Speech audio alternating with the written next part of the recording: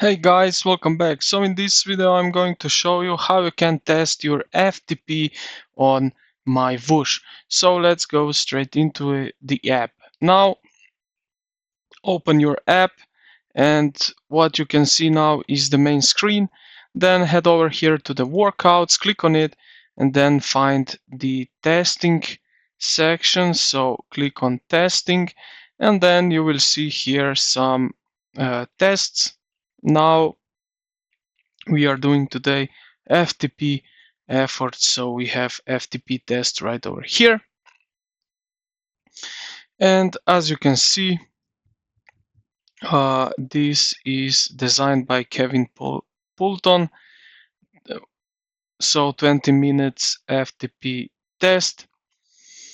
And yeah, try it and then you will see where you are.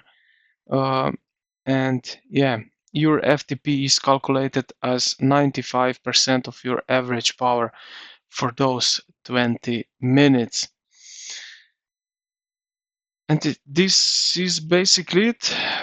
When you select this, just hit load, select the route, and then start riding. So I hope this video helped you out. If you did, consider to like the video and subscribe to the channel. Thank you for watching and I will see you in the next one.